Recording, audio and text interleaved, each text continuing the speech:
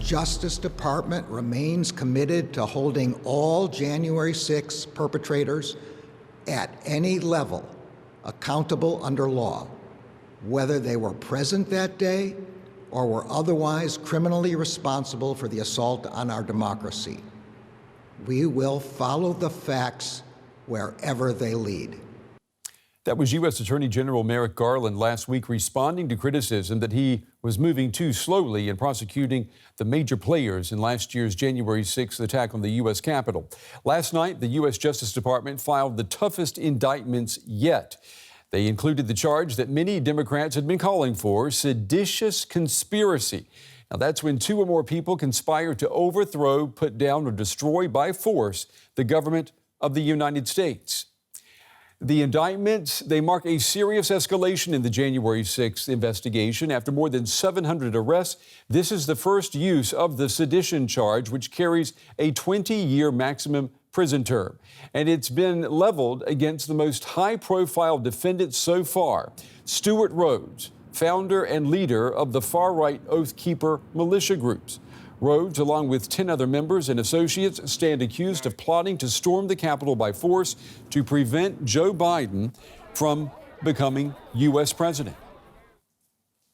Well, my first guest tonight is the man who literally wrote the book on the Oath Keepers. Sam Jackson is an assistant professor at the University of Albany, and he is an expert in right-wing extremism in the U.S.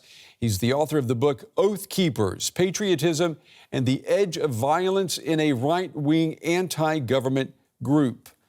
Professor Jackson, it's good to have you on the day. Let me ask you, what did you think when you heard the news that the FBI had arrested Oath Keepers founder Stewart Rhodes? To be honest, I wasn't entirely expecting this indictment or that arrest to happen. Traditionally, Stewart Rhodes has been pretty risk averse, and he's been pretty adept at avoiding too much legal scrutiny directed at himself. It seemed, based on the public information that I had seen before yesterday's indictment, that he might have been successful in doing so again regarding the January 6th attack. But as we now know, the Department of Justice has plenty of information regarding his involvement, or his alleged involvement, I should say, in planning for the criminal activities that Oath Keepers engaged in on that day. We understand that there are an estimated 38,000 members of Oath Keepers across the U.S. These are, former military and police officers, also like Stewart Rhodes. They're well educated. Some of them are even Ivy League graduates. I mean, this is a different level of threat that we are looking at, or is it not? How would you describe it? It's a little bit difficult to assess what we might think of as demographic information about Oath Keepers. The group has long claimed more than 30 or 35,000 dues-paying members. The watchdog organizations like the Anti-Defamation League and the Southern Poverty Law Center have estimated that there's no more than a few thousand active dues-paying members at any given moment. It's also not clear how much of the membership actually has experience in military or law enforcement. Certainly, the group organizes around this idea that it tries to recruit and is primarily made up of people with such service. But the group also welcomes people without such service, and it's just really difficult for us to know how many of its members have that service, how many of its members have education, and what types of education. That sort of granular information is just not publicly available. We noticed that in the indictment, it reads that Rhodes urged people to march en masse to the nation's capital like the people of Serbia did 20 years ago. Can you tell us anything about that Serbian connection here?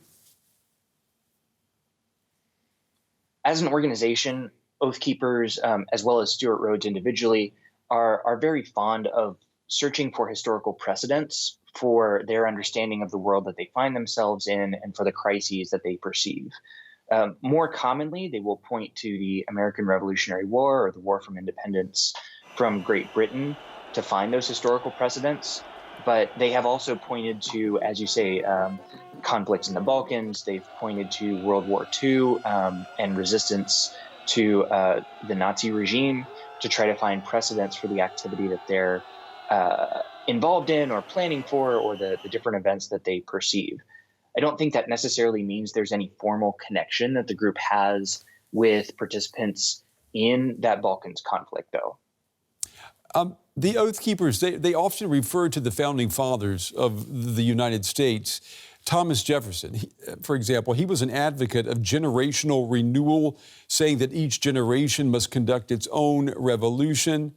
But why are we talking about this and the Oath Keepers now in the 21st century? There's a long history in America of different people with different political views, political identities, fighting over the legacy of those founding fathers.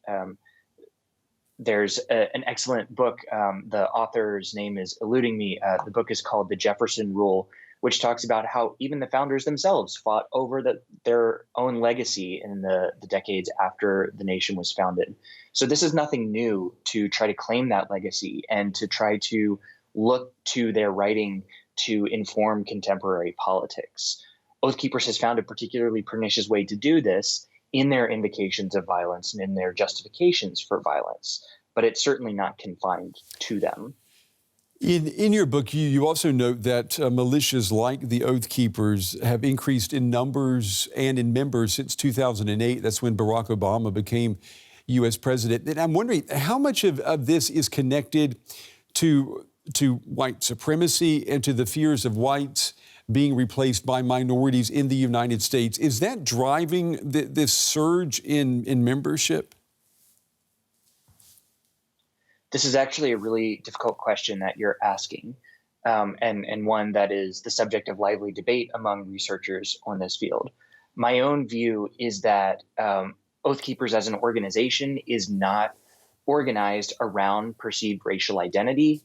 It is not an organization that is motivated around perceived whiteness or perceived threats to whiteness.